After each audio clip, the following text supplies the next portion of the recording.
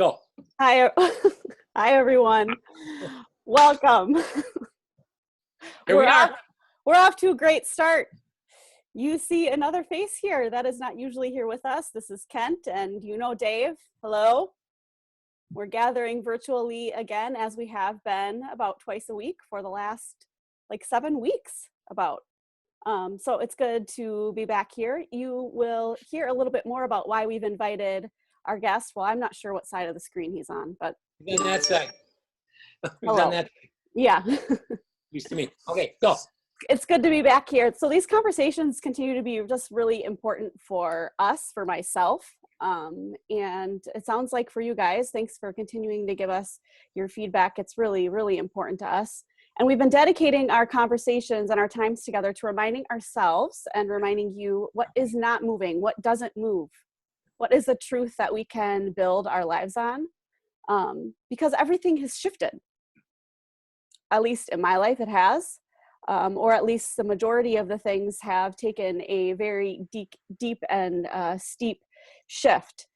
But the important questions are what remains, what's still left when all the structures of our life disappear, when things are unrecognizable. And we can talk about that in the context of coronavirus and this COVID that we're enduring.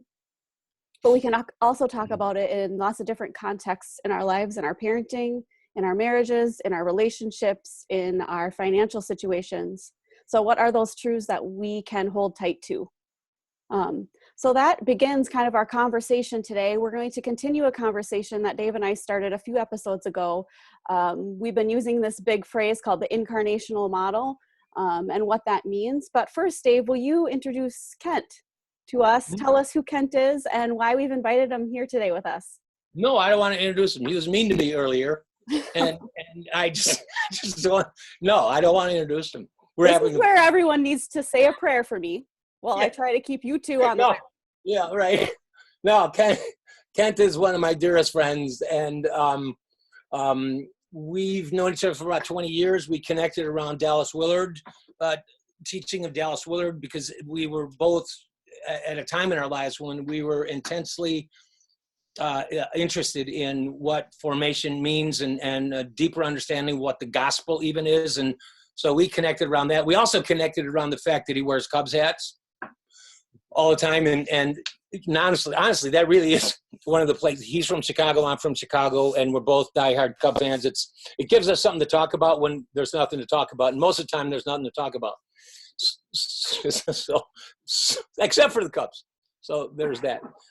But when I began to consider stepping down from Open Door and think about Things That Remain, this nonprofit that I started, one of the people I wanted to do things with, and we were talking about partnering together, was Kent. And we've done some ministry together. And one of the things that Kent brings that I can speak into, and I bring some things that he speaks into, like my focus has always been like pastors and staying in it for the long haul. And he can speak into that in a big way. He's the founder of this church that he was at for 30 some years. And like I was at Open Door for 38, beat him. But I was supposed to get a laugh out there. People are laughing. They're roaring. Right. But the thing that Kent has always had is this fierce vision about the church. And I think prophetic. I don't know if he would use that word about himself, but like a prophetic perception of what the church needs to be, what it actually is. Very profound insight into the culture and the shifts in the culture. And one of the things that Kent and I talked about for a long, long time before this Corona thing hit were the shifts in the culture. That this is no longer a Christianized culture where if we just show up as a church, the whole idea of incarnational model of church was that we have it, you need it, come get it, it's here. And in a Christianized culture, that worked because if we made it a church that wasn't legalistic and maybe offered this or that, people would come. And there's been a shift in the culture. But as you said, Annika, earlier today when we talked, the church, I think, continued to act as if none of that mattered. we're fine. As long as people are in the pews, we must be okay. So the shifts in the culture, to a large degree, particularly with mega churches and things like that, it didn't really get the attention.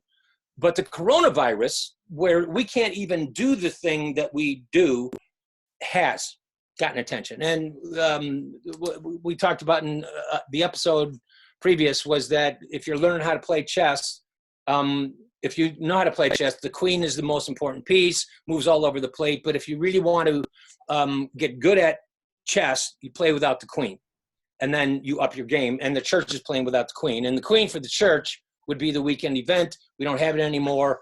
And that's kind of getting everybody up to speed with what we've been talking about and why I want Kent to be here.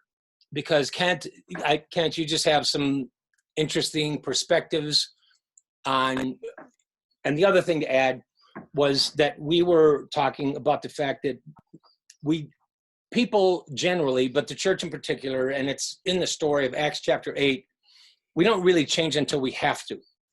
And so there's some things that have been happening relative to this lockdown that have forced us to play the game different. But are we really doing anything different? Anyway, I'm sorry, I said probably too much. Annika, can I give it back to you and then you start floating some questions? Yeah, or do you want to riff off of that at all, Kent? Sure, I can do some. I think one of the difficult things when you talk about playing without the queen, I'm not quite sure if we're putting the energy in learning how to play without the queen at this point. Just the queen is wounded to some degree, but I fear to some degree as much, if not more, energy now is oriented around the weekend services in terms of all the work that has to go into putting online opportunities for worship and teaching on Sunday morning. And of course we have to do that. Of course we have to make that available. But when we're talking about the other pieces on the chessboard, we're saying playing without the queen, that means we have to put our energy into who the church is outside of the Sunday morning experience. And the opportunity we have now with the COVID restrictions is that we can actually ask some of those questions in greater depth. I'm not sure if we are yet, because there's a scrambling to make sure we don't lose the people's interest in getting them coming and the kind of energy that puts the service together on the weekend. And again, we have to do that. I get that. I'm a church geek. I've been doing it for quite a few decades.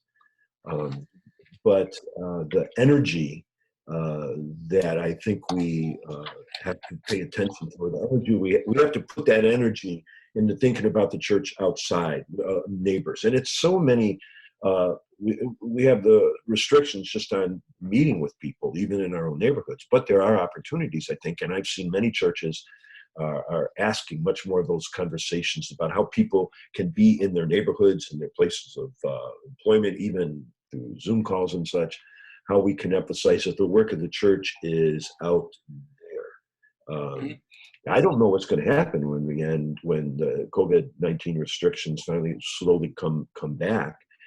I think we may find attendance dropping because people got used to staying home on Sunday morning.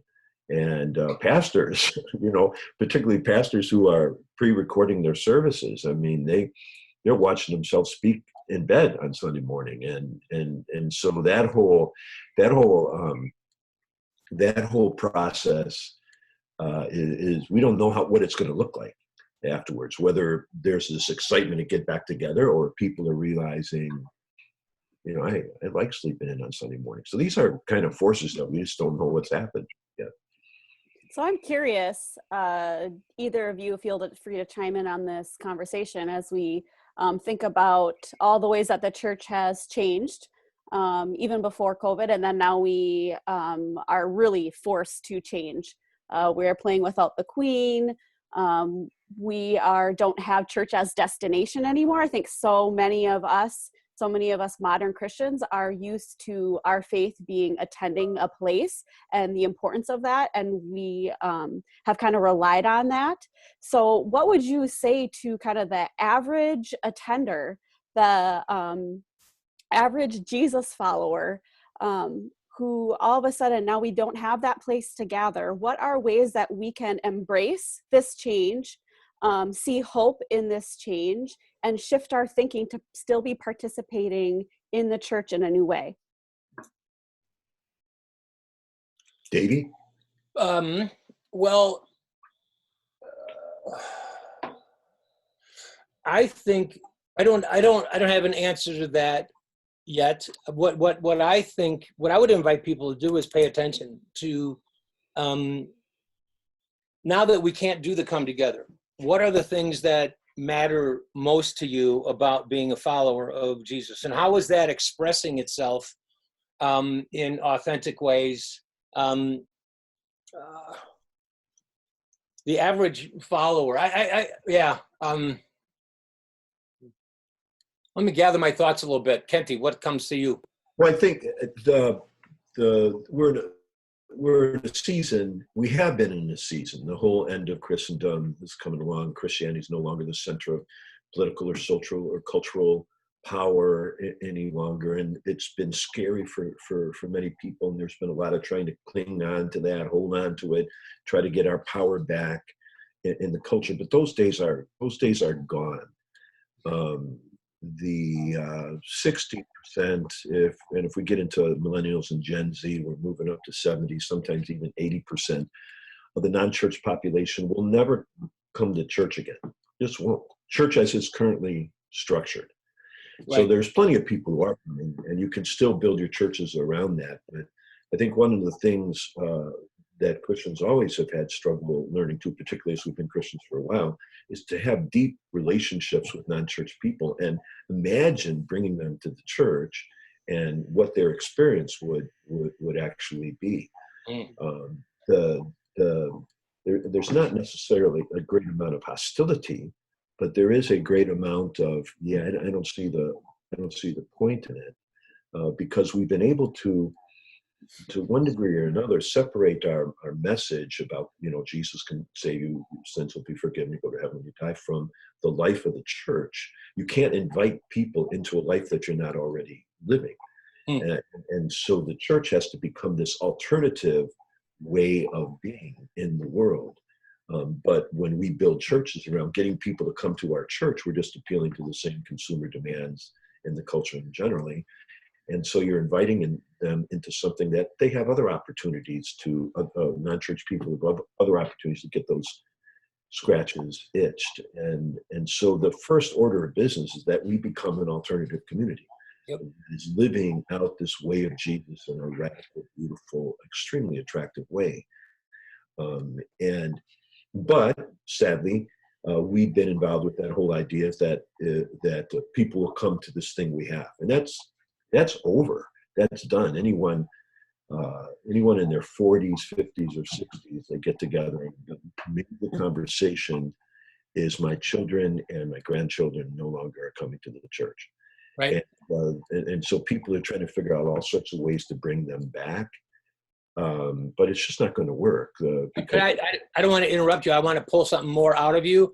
When you say it's over, when you say the age of Christendom is over and grasping for power, there are some who still think when you look at mega churches that are still kind of doing their thing, it doesn't look like it's over. I kind of know what you mean. I do know what you mean by that. And I think you're right. It is over. There's not a future to that. When you just tapped into you talk to anyone who's 40, 50, 60, talk to their kids, they're not interested.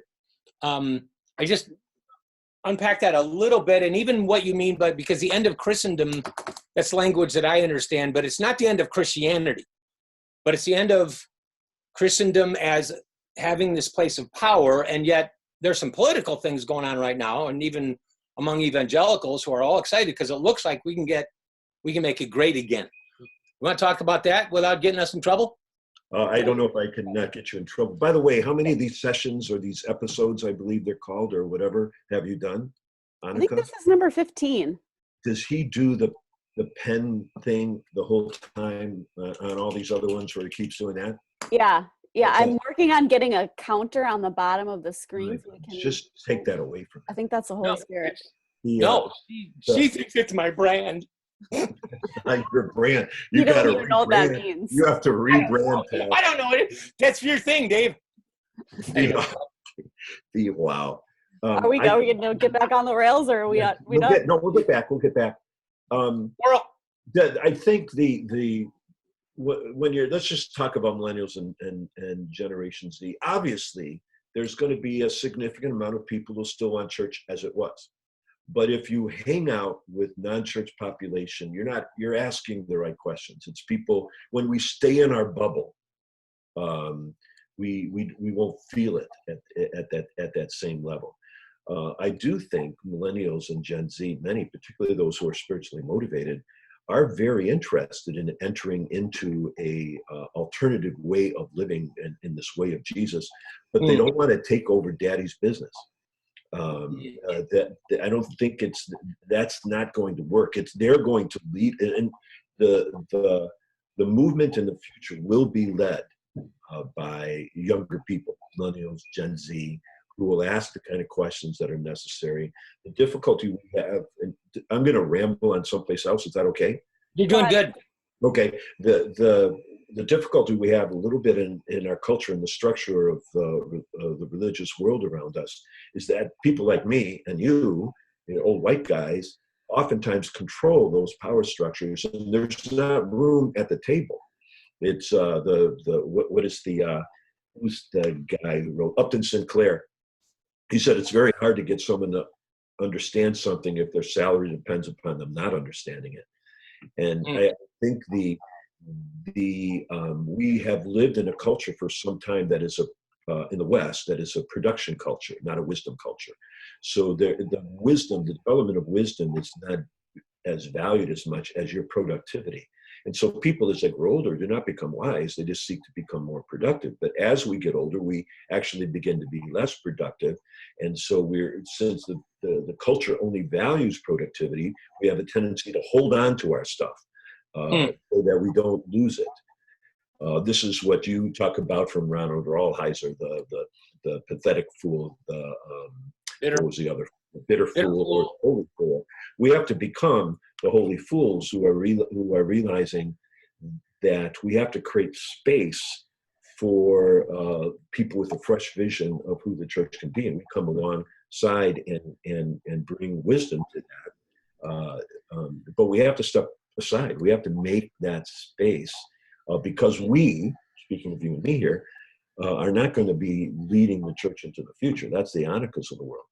Yep. And so we and this there politically there's a little bit of I feel a sadness in our desire for these last grasping, holding on to power in very political, non-Christian, non-way of Jesus ways, and this fearfulness that we are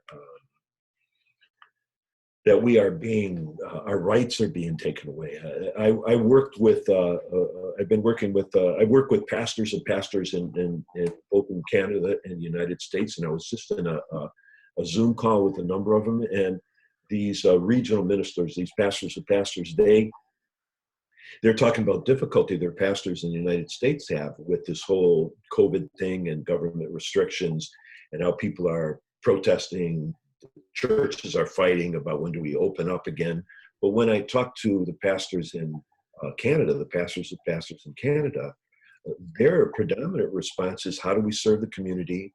How do we make sure that we do no harm? And there is not this kind of enlightenment, individualistic, my rights kind of orientation, which has crept in to the expression of Christianity in the United States, which is, it's just odd to me because it's so foreign from the New Testament. Well, and that's a fascinating thing too, to see because I know that's what you do, Kent. You're in the NAB, National, what is it, North American Baptist, but the contrast between those two cultures is a fascinating thing to see, and how that has crept in. And things that get presented as if they're fun, like even the right to protest. That is a fundamental that's seen as even being Christian. Right.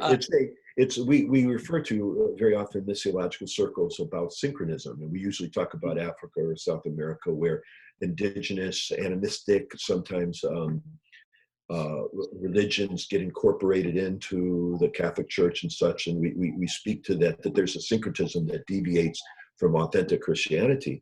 And it's obvious then, and we confront it. Yeah. Yes. Go ahead. We don't see it here, that this Enlightenment individualism, consumerism, nationalism, my individual rights becomes, it's almost indistinguishable, but that those views from the Christian faith. In fact, it looks as though it is the Christian faith. And we're just not reading the New Testament when we begin to have that kind of selling out of the faith to perhaps other cultural influences that are not distinctly Christian. So this is the challenge that we have thinking forward. What does it mean to be the church? What does it mean to be the people of God? What does it mean to people who are walking the way of Jesus in a authentic way that actually loves and communicates the way of Jesus to non-church populations? And I'm guessing that increasingly we're going to have to rethink who the church is. If it is true that the church as it's currently structured cannot reach the vast majority of the non-church population, then we have to rethink what kind of missional expressions of the church can we send out into this culture to have a more vibrant expression of the faith. That's right. This is, I do too. I'd like to set you up for a question here, Dave. Kind of to wrap us all up here, I think it's so easy with some of the things, we talk about like the end of Christendom and the church is now playing with other people. We keep talking about these things that it looks like the church has lost. It even feels like the church has lost. And again, like I talked about in the beginning, we can start to apply these ideas and thoughts across our lives as well. It looks like our financial situation is at loss. But if we look back, Dave, I think it was Acts 20 or Acts 8 when God sends everyone, and then it's Acts 20 when everyone is finally forced to go because of persecution. And then God really does actually start to build his church. So if we are in Acts 20, if we really are finally under persecution, whatever you want to consider that, being sent out into our places, if we're scattered, God's really going to start building his church now. And that's the hope that we have. And it's going to look different. But I think we're really going to be able to start drawing on those millennials who actually already are living a really integrated faith life. The millennials that are full of faith in God are already living that integrated. So they're going to be one of our, as if you want to talk about the Big C church, they're going to be one of our greatest assets. We're going to be looking at them like, how do we do this? Because they're already doing it. They're going to teach us how to do it. So will you talk about Acts 20 maybe a little bit more? And what's not Acts 20. Oh, maybe I'm pulling the wrong reference then. Talk about when this church actually started being built because they were under persecution. Well, I get it. Well, it was in Acts 8 that they were dispersed. They were scattered. And if you were in Acts 8, you would be thinking, oh man, in Matthew 18, Jesus said, I'm going to build my church, and now we're scattered the church. And my thesis was that in ways that people couldn't tell at the time, he was going to build his church by scattering the church. Right. And in Acts 9, they're in Samaria. They're Acts 9, it wasn't like the fulfillment of everything.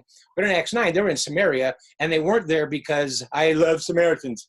They were just there. And because they got kind of forced to be there. People don't change till they have to. That's kind of what's underneath this thing. What bubbles up in me relative to what Kent is saying, and if there is hope, and if there was something I would say, okay, just keep this in mind. Behind all of this, I do hear that Matthew 16 thing, I will build my church. The gates of hell will not prevail against the church. The church, the real church of God is moving against, and the gates of hell will fall.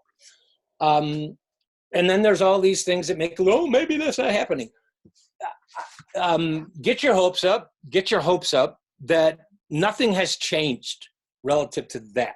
When I hear Kenty talk about, there's warnings in what he says. Okay, if I stay in my little bubble, I won't need to be uncomfortable. You can stay comfortable. You can stay in a little bubble and be convinced with things you can maybe see around you that, yeah, the church, and by that we mean this weekend event, maybe sometimes.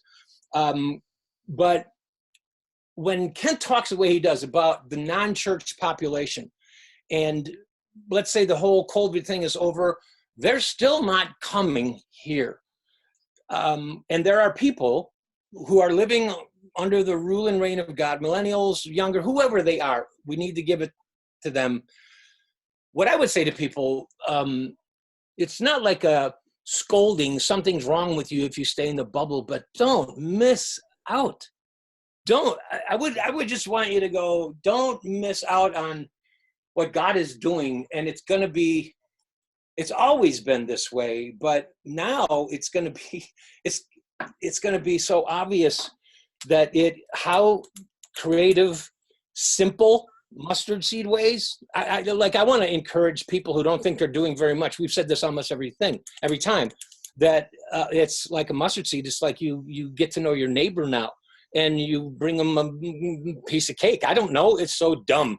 No, you have no idea what those things mean and how you interact and how that thing spreads. But I would say, I can't tell people not to be afraid, but I would say don't be afraid. It's building his church. I'm sorry. I want to be part of it. Go ahead, Ken. Well, I think you go back to the early church. The church thrived in an oppressive political environment as it lived on the margins of society. It was oriented, the first descriptions of Christians were they were followers of the way. It was an invitation to a certain way of living in a society that periodically hunted them down and killed them. Right. We're not quite there here in our country.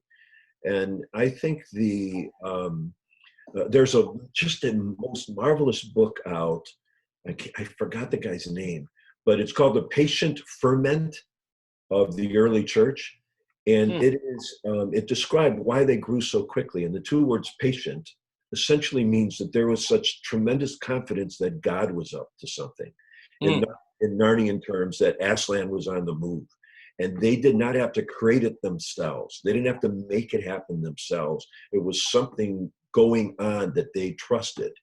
And then the ferment is the whole fermentation process. There's something happening here that's making new wine, and it's real, and they trusted that. Whereas we have all our strategies and figuring out how to bring people to our centralized thing.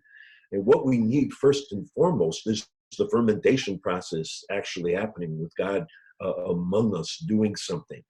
And the huge danger that we've had for some time is that we've sought somehow in ways to live our lives and even run our churches where if there was no God, it wouldn't have made that much of a difference.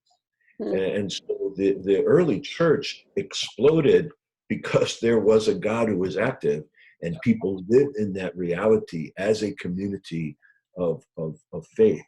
And people have to take notice of that.